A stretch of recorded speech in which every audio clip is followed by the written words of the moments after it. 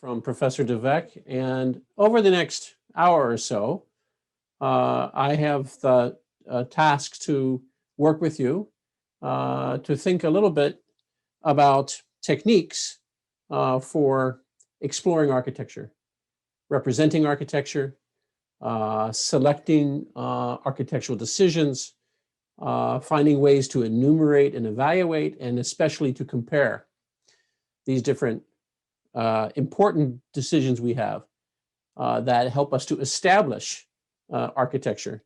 And the exercises this afternoon will reinforce the application of this thinking and also these methods. As we said also yesterday and earlier, we're teaching you the first small steps for your rehearsal as systems thinkers applied to Society 5.0. We understand that these techniques seem simple when we first start taking steps, and they should be. But we have seen these techniques applied beyond engineering to complex socio-technical and complex socioeconomic challenges. We look forward to hearing from you as you take that journey. So we're going to quickly recall needs and the importance of needs and how we orient our attention, how we adjust our expectations for what is meaningful and significant amongst multiple stakeholders and multiple kinds of needs. And so that exercise you went through was to overcome our experience-based intuition, our past practices and past knowledge in a complex environment to understand maybe there are indirect needs or new combinations of needs that would suggest we should adjust our attention in terms of solving or designing. So that's where we're going to go today. So as you remember, the need is in the mind of the stakeholders, including the beneficiaries. They're outside typically the enterprise, the group that has now the actions to be taken. They're often fuzzy, ambiguous. They're often not known or not stated. So part of this process early on, making sure that we are holistically trying to view context, is to expose those needs more robustly. That's a natural part of engineering of complex systems. And so this presents a challenge, of course, because many times, especially when we have so many new possibilities, new technologies, new connections, new customers, new competitors, there are many dynamics that lead us to have a lot of choices. And sometimes the chances we have, the new opportunities, as well as the new risks, those new opportunities are often latent. That is, someone isn't telling you explicitly, here's what you should do, right? We have to somehow find it. An example is in the automotive world, this was the OnStar, the ability, the need to have a communications link in the automobile. If we had asked someone before that was rolled out if they needed it, they would not know how to express it, right? The second, of course, is that now that we have so many stakeholders and so many connections leading to indirect, these are demands on our attention that are beyond our experience. So it's difficult to prioritize, and that's what we showed you yesterday with SVN. The stakeholder value network method was to help improve our ability to prioritize needs and stakeholders.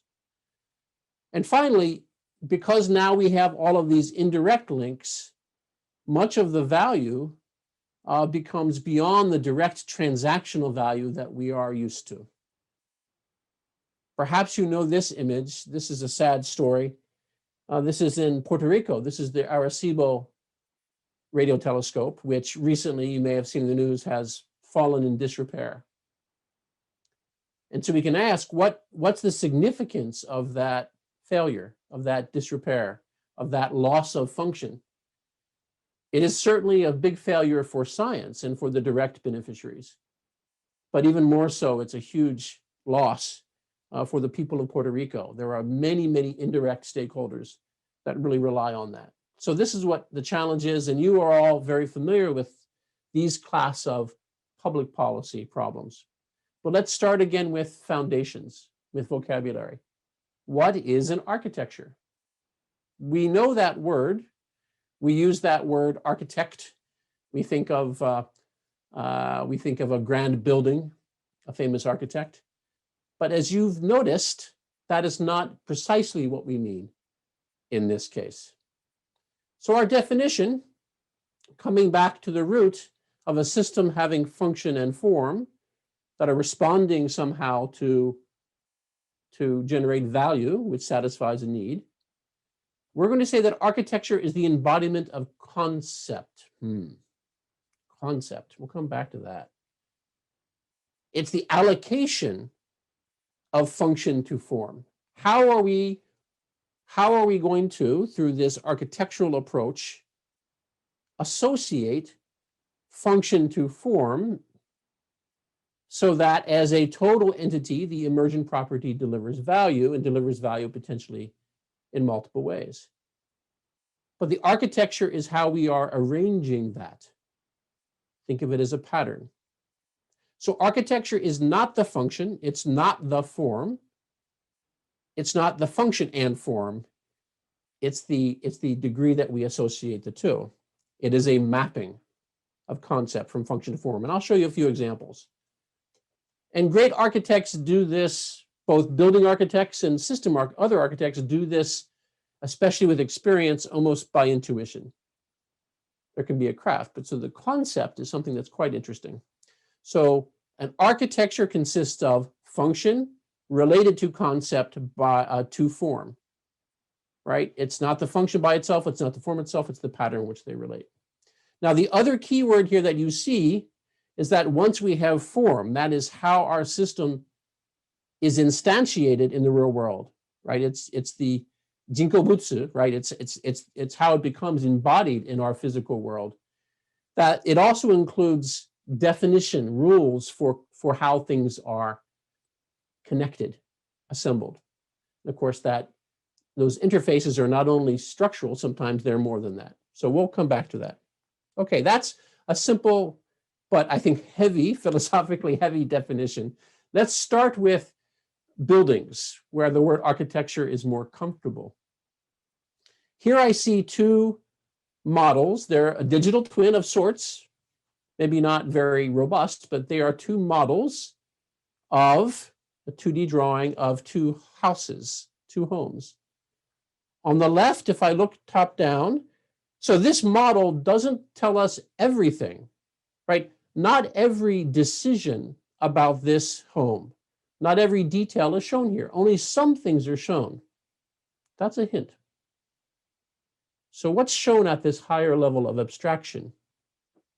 Well, here we see in this particular home something really unusual here, which is this very large veranda facing a certain direction, right? There's some certain key decisions here that drive then the rest of the layout or the arrangement. There's some concept that's driving it. This concept is a beach house. This is a beach house. So many of the later detailed decisions follow from this early concept. Here is a different concept, which is a contemporary house. So we can see how in the mapping of function to form, that the concept gives us some catalyst, right? Some inspiration, some seeds to begin making both that association, the mapping, and now some rules and layers of decomposition. Okay, here's a second example. First was for homes. And by the way, I don't have a beach house. I only have this house I'm in right now. But this is a second example from Canon. Canon had a wonderful MIT graduate CEO for many years. This was from about the year 2000. This was the power shot. I think I had this camera when I was living in Japan. And what is this model of the system? This is a representation of the system. Like the house, it's not everything about the camera. This model has a certain purpose. But this does tell us something about the architecture of this product in its context. So first I ask, what is the system of question here? I said to you it's the power shot, but if we look at this map, there's many things beyond it. So let's first focus on how this informs us where the boundaries are of the system. So I clearly state the system boundary, and I see something here which is connections crossing the boundary. Are these physical? In large part, in this case, they are, but what these interface points are expressive of is how this system connects or relates to other, both external entities and also systems. For example, here I see an entire system of its own, the power supply kit, which has internally decomposition.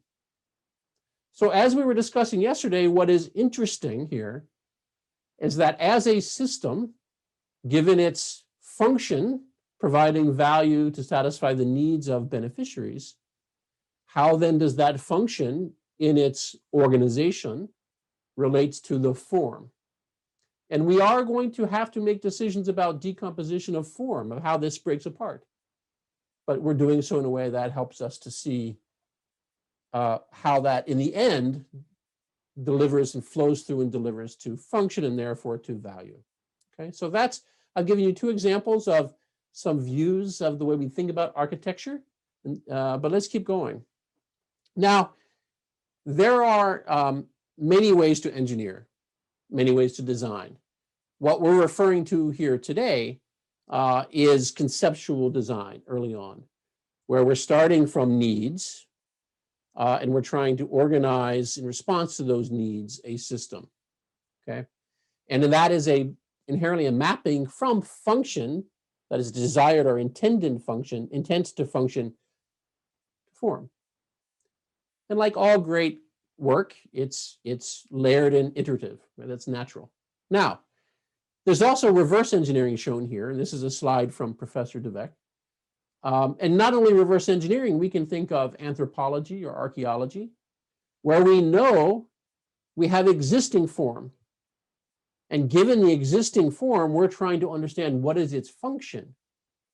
So if I'm an anthropologist and I go, or an archaeologist, and I find an old piece of technology, I interpret its form to then understand its function. And then from its function, I try to understand its intent. So that's the inverse of this conceptual design approach. But what's important here is thinking about sequence. And we'll come back to sequence because someone asked earlier, I forgot who, about prioritization. Part of prioritization is knowing that attention to certain needs, but also decisions about certain attributes and functions are more significant than others. They're systemically relevant. So systems thinking help us to understand which decisions might we pay attention to more and earlier. Let's keep going. This is that definition of concept again. A point is, concept is not an attribute of function or an attribute of form. It's the mapping back and forth. Let me just keep going. Okay, so we've done needs analysis. Now we want to know, how do we proceed? What are our next steps? How do I start doing this? Well, let's begin by looking at, in this case, two hybrid cars. And we've gone out and we've done market studies and we've observed needs. We've got other reasons, and we've translated needs into some set of requirements. So shown here, I have some things that are critical about the product and things that are important. So somehow the critical items will be weighed more, be more significant to us. And I have two possible architectures, two possible approaches to the car, okay? I have design one and design two. Now, am I looking at choices here? Are these design choices or are these performance outcomes? What do you think?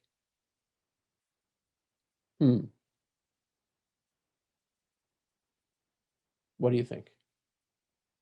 Some of these things, this is interesting, some of these things are choices, things we can control, some are not. But there's something else here. Are there any of these, if I have to select between design 1 and design 2, two different ways of going about this, are any of these requirements, do you think we can ignore? Well, one thing that's true is that if they have the same passenger size, we know by definition it's not differentiating, right? It does not tell us one or the other, right? If it's both satisfies the requirements, that's a given, that's a constraint, then again, suddenly that is not a basis of comparison of these two options. What's interesting is when we start to see that there is a difference, and the question is, do we know if the difference is meaningful? Is it somehow, particularly to the beneficiaries and the stakeholders that we have, how much difference in utility might there be because of it, and so on. So let's keep going, because this is the real challenge here.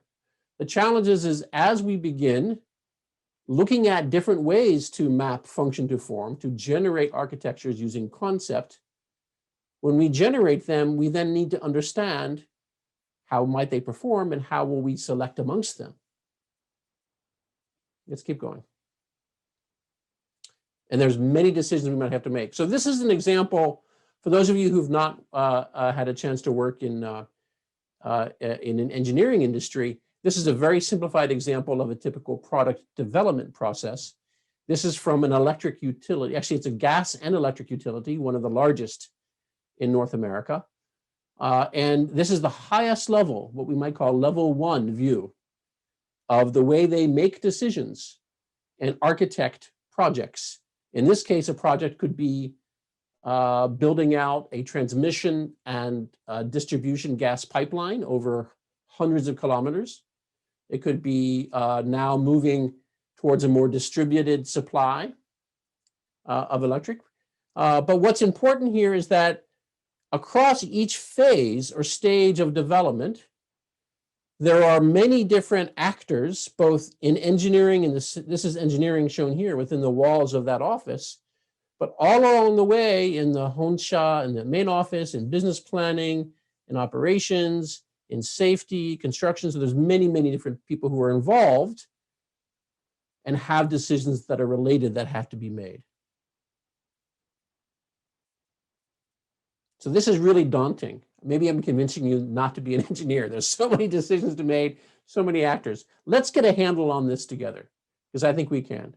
And this is part of Ibaragi-san. This is part of embracing complexity, right? Enjoying it. Well, here's what we know. We know that for complex systems and policies as well, that across the phases of a project, we're making decisions, but some decisions, and especially early decisions, are more significant. How do we think about that? So even though the actual spending of a major project may look like this, which means that the great bulk of spending may not occur until we're into implementation. That doesn't mean we can wait to that point. The fact is that many of the commitments we make from early decisions, both in terms of choices of supplier, choices of technology, architectural decisions, we call them, we get very on to a point where very early on, where more than half or 3/4 of our downstream consequences are now decided already. But yet we're only 1/20th or 1/10th into the project. The other reality is, as we all know, is that the longer we wait, the harder it is to change. That we can't go back and revisit. Some decisions cannot be revisited easily. Which gets back to the question a little bit of modularity. So let me define, if I may, architectural decisions. Architectural decisions responds to this phenomenon that Daniel Kahneman, the Nobel laureate, wrote.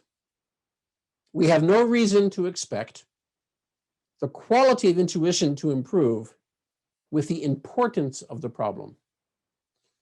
Or we might even say complexity as well.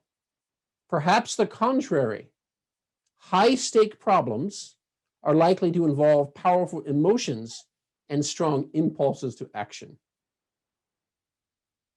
When there's a crisis, when there's an urgency, when there's a complexity that's daunting, that is, the consequences may be big, we tend to rely more on our experience and our judgment. That's natural to how human organizations behave and make decisions. There's a question earlier about centralization. There is a tendency in many organizations when there is a problem to respond by centralizing. That may or may not make sense, but it's certainly our natural tendency.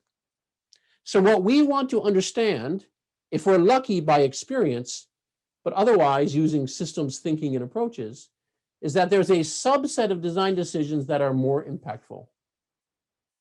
These are the decisions we want to find.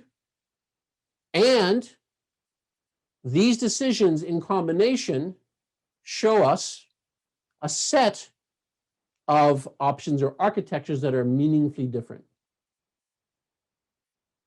If they're not meaningfully different, they're probably tactical decisions, right? So we want to find that subset of decisions that lead us to be exploring a broad range of architectures. Let me continue. How do I judge that? I'm going to look for two things about decisions. And for those of you, by the way, who've been involved, I was in the precision machinery engineering group at Hongo when Yoshikawa Socho was there and working with Kimura sensei. And we did a lot of thinking about design decision making.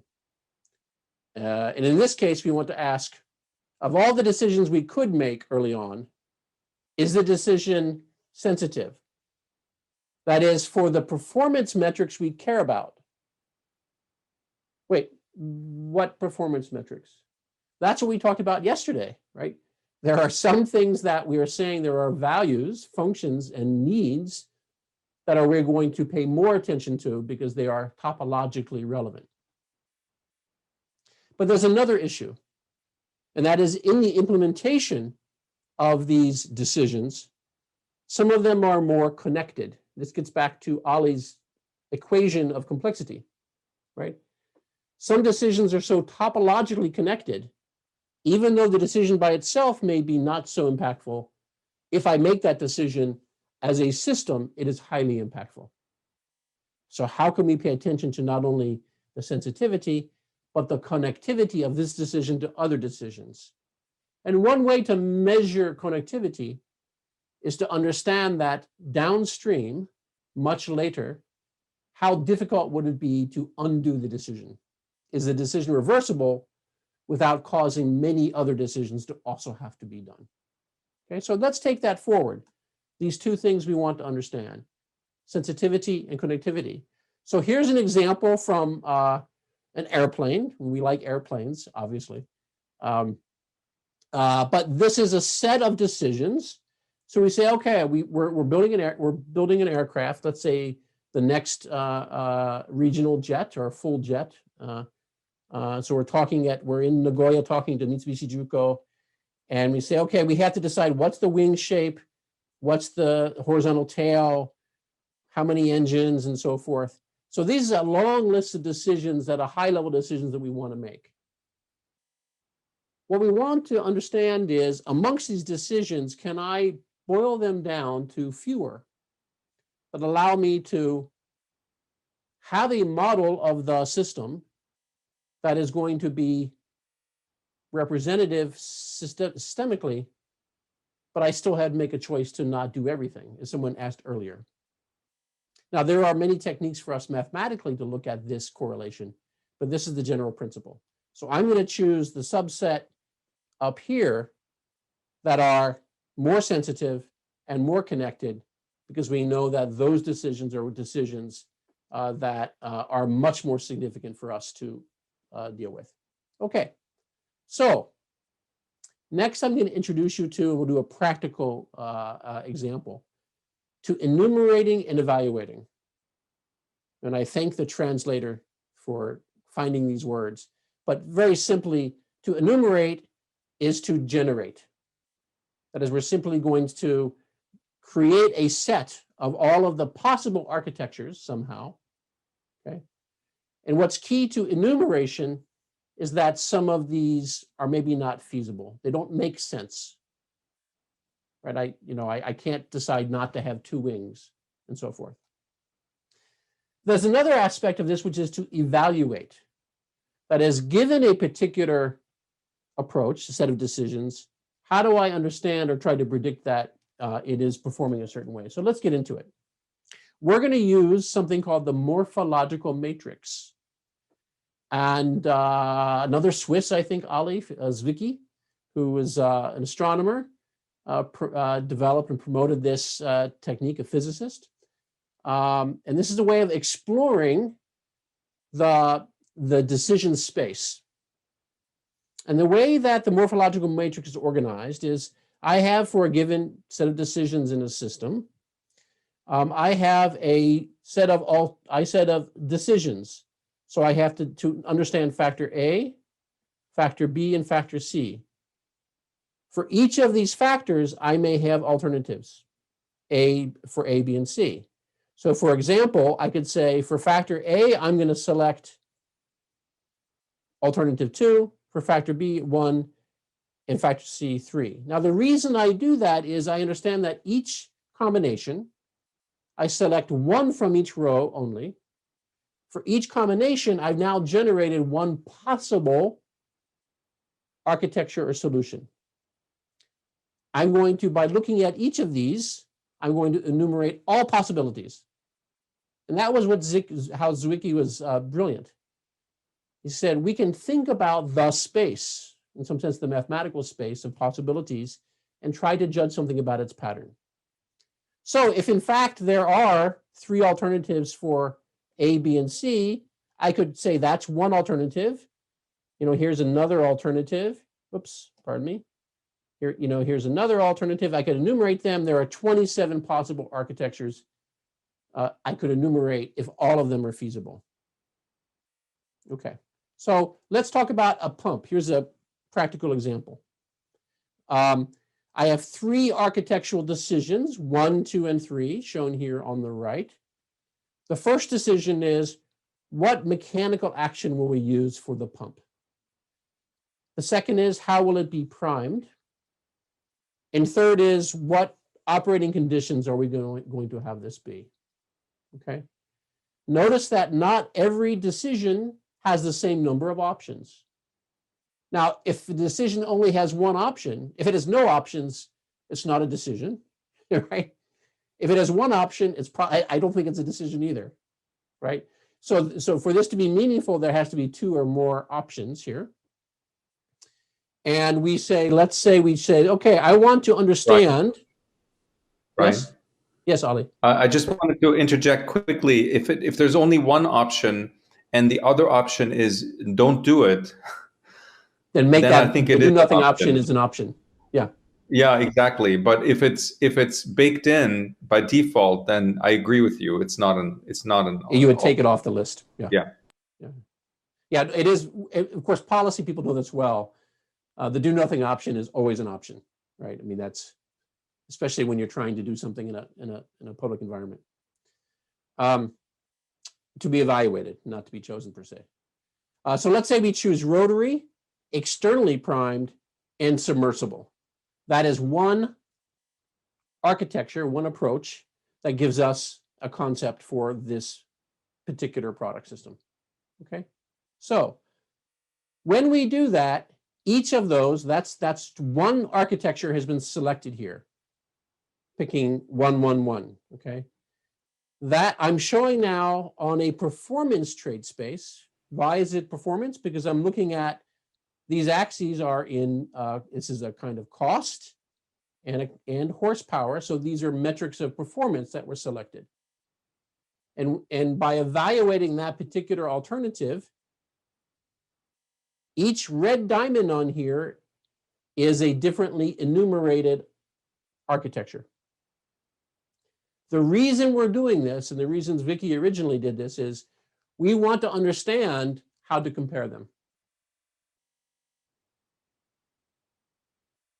Now, which one are all of these, even from this information, interesting to us? Can we know without knowing anything else? If we only pay attention to cost and to power, I assume that we want low cost and high power, right?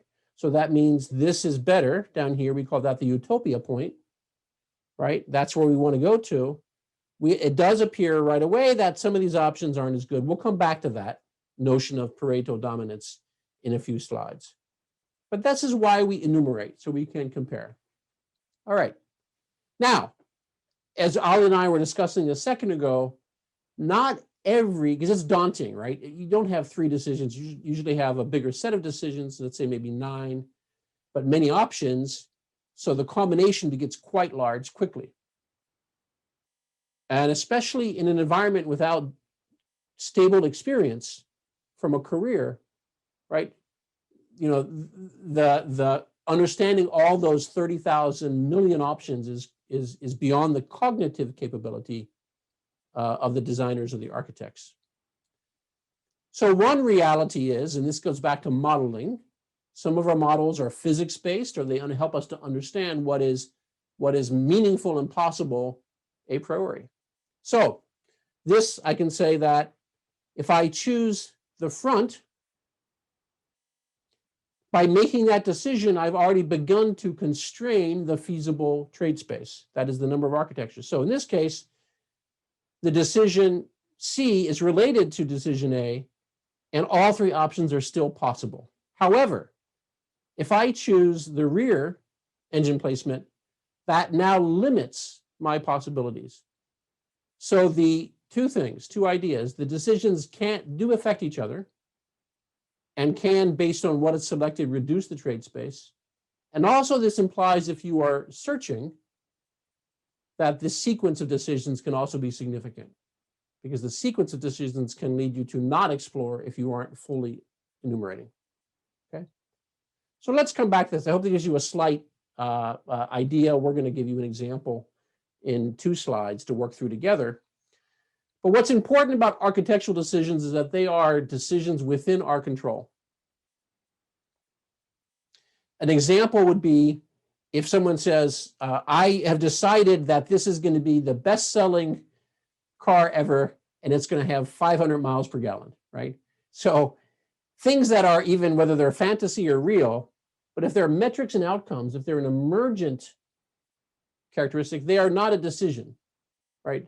They're a target, a hope, an intent, a potentially part of a figure of merit.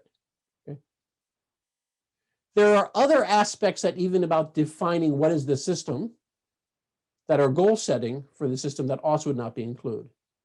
So we want to focus on decisions that are within our control. And we say technical in nature, but we don't mean the word technical in a very narrow sense. We mean it philosophically as a decision that allows us to realize it. We have some control or ability to realize it in the world. Okay.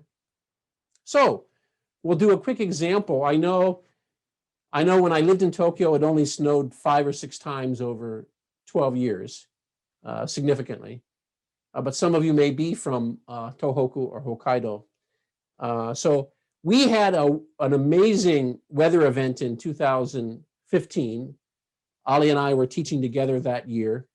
And this is from our campus. This is on campus at MIT. We called it the Alps of MIT.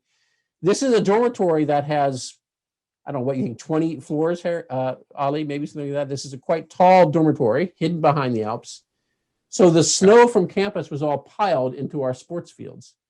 And so this was the snow. So the challenge is snow removal. This is the value proposition. We would like together to explore system architectures and architectural decisions for thinking about how can we respond to the needs for snow removal.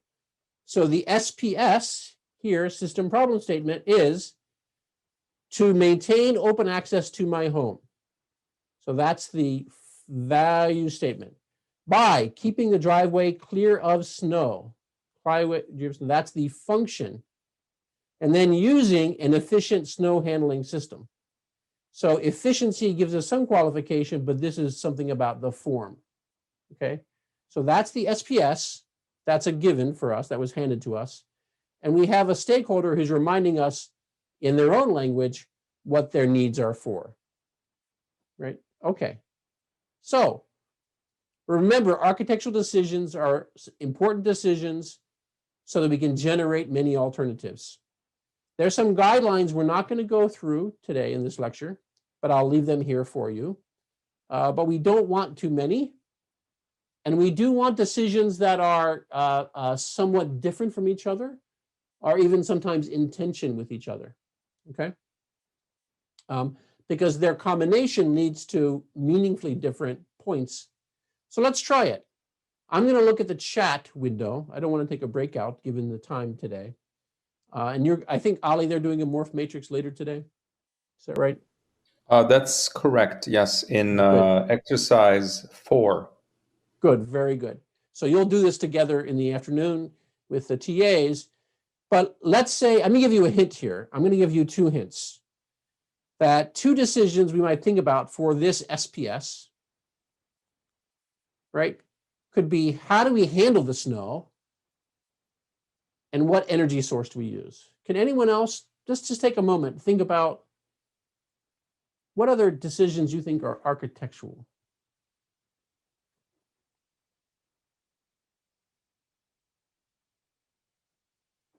Anybody? Who? Oh, that's good. So who does it? That's great. Right? But in who does it, Takahata-san could also mean automation, right? Could be that no one does it, right? Anyone else? How about your children?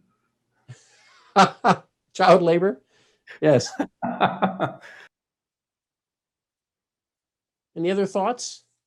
How would you begin thinking about if you were to set up the snow removal service and function?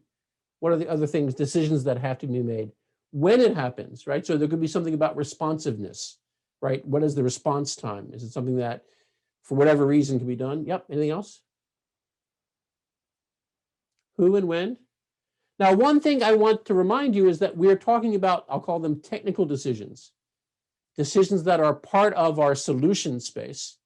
They are characteristic of form because the options are going to be different mappings of function to form. Well, let me show you if you thought through this a little bit. Here's an example for this particular example. So from this example case, here's the decisions. So it's handling the snow. What energy source, how to control it, that goes back to who, manual versus autonomous. What to do with the snow, right? How is the snow stored or treated? And then again, also who, labor. So there's 2 parts of the labor source here, right? They're related. Obviously, if it's autonomous, it is going to remove some of the options down in labor, okay? So now that we have these architectural decisions, and let's say we went through a big process, and we had 30 or 20 that we had done, and we combined them and reduced them by measuring their sensitivity and connectivity, we have just these 5. Then for each architectural decision, we begin to ideate, generate. We can use experience, many techniques for creativity and ideation or existing practices to create the options, okay? So what is important here is that an architecture results, as we said before, from the combination of decisions. For each decision, we're going to pick one, okay? So for example, this is one architecture. What is it? I'm going to melt the snow using human labor, human energy, manually. The snow is going to be stored remotely, and I'm going to hire people to do it, right? So that's one option. If the combination of options is feasible, then this expresses an architecture. Now, what's important is, as I'm enumerating, it doesn't mean that I like the option. I'm not yet evaluating it. I'm not saying it's good or bad, or I'm not yet comparing it to the set of figures of merit or needs that we're trying to satisfy. So we can do this by hand. We can also do this computationally. And we want to generate many architectures so we can begin to have a whole discussion, stepping back to look at this solution space, this trade space. Now, one thing that's important, and I'll show you the examples, is that some architectures may be meaningful. That is, they may be already known. Often the do nothing or the current solution is a known architecture. We suggest that you give them these meaningful architectures names. They often anchor the trade space. They're canonical, or we might call them proto-architectures. They're significantly different approaches that lead to a better discussion. So let me show you three what I think are interesting canonical architectures. This is architecture number one, which we call Five Guys. Right? This is close to one we did a second ago, but how do we displace the snow using human energy manually on site, and we hire people. So that's a really straightforward, maybe this is like the existing local solution, right? And I express that as a vector, 1, 1, 1, 1, 1, 2, 1, 1, 1, 1, 2. Yeah. Let's look at a second option. I'm going to melt rather than remove. I'm going to use electricity. I'm going to do this autonomously. And because I do that, I'm not going to be storing, and I don't need labor. So you can imagine now comparing it to the first option, that let's say we're interested in cost. You can imagine that there being a very different cost.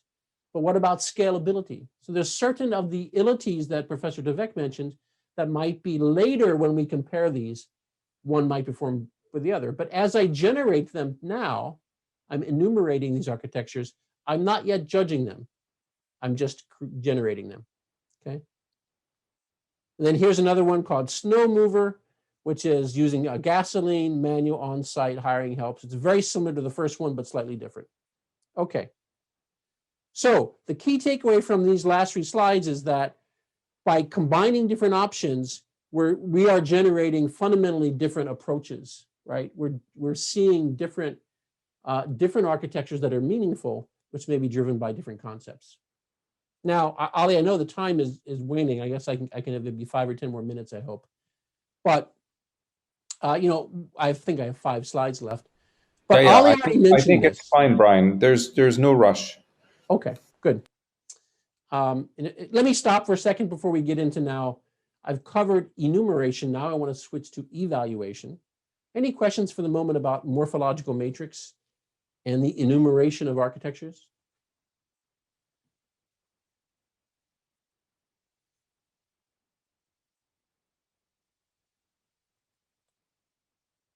One of the things I'd like to say is that it's possible in an organization to have one expert kind of build models and generate, whether it's a giant spreadsheet or something else, and generate these, and out comes a bunch of options. If that person is the only one who's involved, it's unlikely to be as viable as actually having this be an enumeration process where you have key internal stakeholders involved who bring to the table insight, judgment, history. So the methods we're using, just because they're maybe mathematical or technical, doesn't mean that we need to automate them, nor do they ignore the value of wisdom and experience, but rather they place their position, experience, and wisdom in a way that allows that to be leveraged for systemic or holistic interpretation. So very important. So no questions. I know this is a lot of content, but let me then go on to then how do we evaluate? So Ali mentioned ilities. These are performance metrics. Some guidelines here. A metric should measure whether we've accomplished an important goal, and we should be able to somehow relate it back to our understanding of beneficiary needs, right? That is the value producing function at the boundaries of the system or what we're paying attention to. And as Ali said earlier, most of these metrics that we are working with, many of them can be grounded in history, in evidence, in physics. So it's certainly how they're modeled, even if they aren't purely quantitative.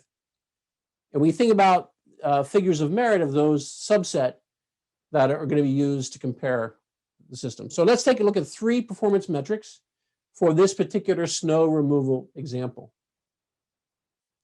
Performance metric 1. The description was, what percentage of the snow is removed from my driveway? Okay, so we might think of this as the effectiveness of the snow removal. That's its name. And then once I name it and I relate it to my beneficiary need, I then try to make it more clear, not maybe a point, but maybe a range, maybe a kind of a fuzzy measure of sorts with deference to Professor Sugeno. Second, time to clear. Time to clear, how many hours? We talked about that earlier. That was one of the, now that's interesting. Someone suggested it as a decision.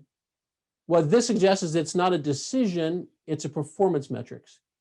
So we would judge all of the architectures based on its combined ability to deliver the time to clear. Okay. And finally, the amount of effort to clear. We say, depending on the technique itself that we've chosen, it might actually require more or less energy. Something could be slower but more efficient, for example. Okay. So I'm not going to show you the results for the snow. You can do that on your own. Let me show you an example from back thinking about, in this case, an automotive option. And so note that if I pick one particular space and I have some way of combining and calculating, that is evaluating it, I then map it on a diagram, in this case, 2 dimensions. This is cost, this is a retail price, and this is acceleration. So how long does it take, how many seconds to get to 60? In this case, I assume it's 60 miles per hour, not kilometers per hour. So what's good here? Where do you want to be on this chart? Is it better to be fast or slow? Now, you may say, but what about safety? What about other? There are other dimensions. For today's conversation, we're going to focus on 2. Because what this all about is going from single-dimensional thinking to multidimensional thinking. We're going to show you how to go from 1 to 2. And I think once you understand going from 1 to 2, we can go from 2 to 3 and even beyond, okay? So let's come back to this. So where do I want to be? Anybody? I want to be faster, but at, well, lower cost. Now, I would think if I were doing this, maybe there's a target range for retail price. If I'm the company, I may prefer to understand margins or profit, right? So we have a debate about what performance measures matter here, but if this is price, it may be a consumer's point of view, right? So lower would be better. So that means that lower and higher. So this is Utopia up here. Is that right? Actually, Brian, no. Time, Faster. it's in flipped. the lower left corner. It's down here. Sure. Yeah, lower so left thank corner. you. Yeah, right. I'm not a big car guy, right? Clearly. So I pick one combination, and that allows me then to generate an architecture, which would be accelerate in 7 seconds for $4,000. I choose a different option, which is more expensive and actually accelerates more. That's surprising, right? So if I'm only looking at these 2 dimensions, which ones would I prefer? Right? So there may be other reasons, other aspects that we aren't looking at here that explain the desirability of this option, but it's not here. It's not in these 2 dimensions, okay? Now, of course, what we're trying to do is by enumerating consistently, we're generating many alternatives. And we're trying to see, given all these alternatives, is there a pattern of things that tend to be closer to what we call the Pareto frontier to the utopia point? Why is that? Because we already said that even without knowing, if I don't know how much more someone likes acceleration versus price, but I assume everyone prefers lower price and everyone prefers higher acceleration. If I assume that, that's true. then I don't need to ask about multi-attribute utility assessment to understand that this is the preferred option. We call that a non-dominated option because there's no other option that outperforms it on all dimensions, okay? So this is another example of a Pareto frontier. This is in terms of range and price for aircraft. And there's some surprises on here. But again, what's better? We want longer range. Hopefully I get this one right, Ali. And lower price, assuming that this is from a consumer point of view, okay, customer point of view, right? So that puts us here. So my Pareto is going to be, now we can be concave, but is this dominated here? Yep. Okay. Did I get that right here, Ali? Is this, let me think, dominated? Dominated. Okay. Yeah, and in fact, you know, I think the A380 is now being retired in part because exactly what's shown here. You know, of course, the third dimension is the capacity, how many passengers. Right. And you know, one of the reasons that the A380, which by the way was bought by ANA, was one of the last customers for the Tokyo to Honolulu shuttle flights. Yeah. So it's a great airplane. Passengers love to fly in it. It's quiet, it's spacious, but on these particular, it's quite expensive, and does it increase range? Yeah. And it you know, its range is limited. So but the metric where it was hypothesized to shine was the per seat price, right? Yeah, and it's because of technology progression, being able to make such large airplanes with only 2 engines instead of 4, which we'll talk in the next lecture, that the A380 was on the Pareto front at one point, you know, in 2005, but has now fallen off the Pareto front because of technological progression. Very good. All right.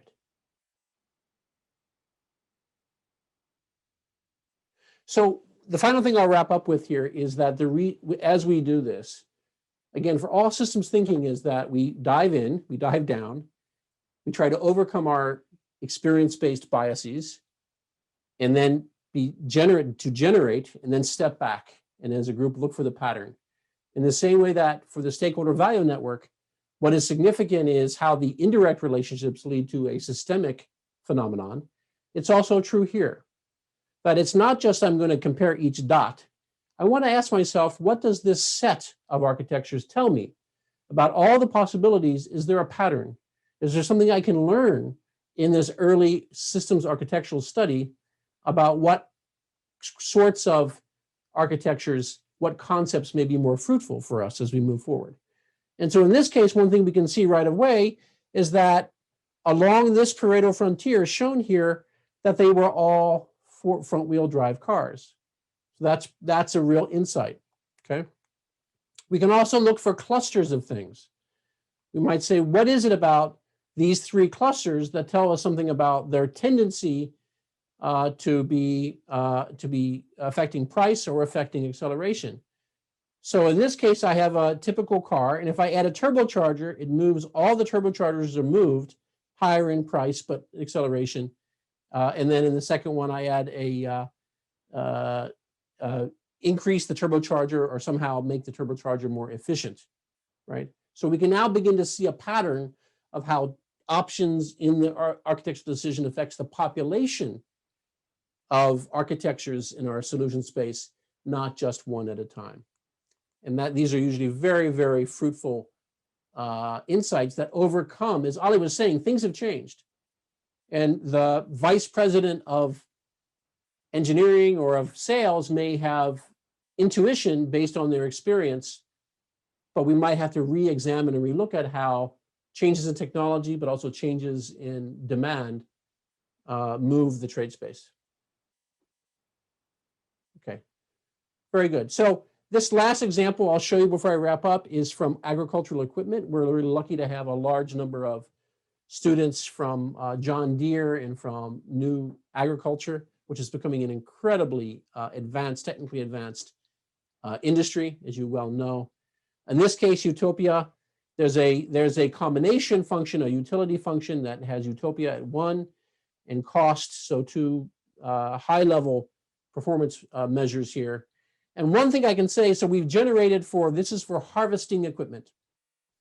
And if you know, in North America, we have very flat and large fields. So the harvesting equipment has, we call them headers, huge, huge headers. And a lot of these equipment are often now automated. And so this is a question of, for the harvesting equipment, I can see the pattern of different classes from autonomous to supervised to automated possibilities. And what I'm curious about is, given current technology or my prediction of upcoming technology, of all the possibilities of new equipment we could build, how are automated versus supervised architectures going to compare? And I can begin to think about what's on the Pareto front. Let's zoom in on that. So by looking in, I can begin to see, not of the thousands and thousands, but I can now narrow it to a smaller set of interestingly different architectures for our discussion. It's now small enough to be within the cognitive space, as Ali mentioned earlier, for a group in an organization to handle.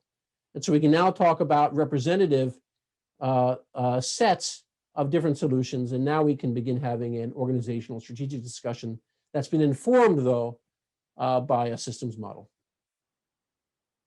Okay, so my summary, and thank you for your patience. It's been about an hour. Architecture is the embodiment of a concept which maps function to form. The architectural decisions are those that are more impactful, right? By making architectural decisions, we're generating meaningfully different architectures from one another. I enumerate architectures. Some are not feasible. And then I evaluate them so that I can look for patterns and can compare. I do so based on my figures of merit. I use a trade space to represent the performance of these many designs, and I'm looking for a trade-off. As I move from one, let's say I'm working on regional transportation, and I'm interested in BRT, bus rapid transit. I'm interested in traditional train line, or I'm interested in an autonomous bus, or maybe options. And obviously, I can generate many, many, many options, but I'm interested in, as policy, what's the tendency of choosing BRT versus other options could be. That's an example. And we do this because we want to I'm going to repeat myself, but we want to overcome our bias, especially in complex and dynamic environments. Our experience and our intuitions can fool us. And so we need help to deal cognitively with these issues of change and complexity. And so with that, Ali, I pass it back to you to talk about dealing with technology and technology change. Any questions as I wrap up?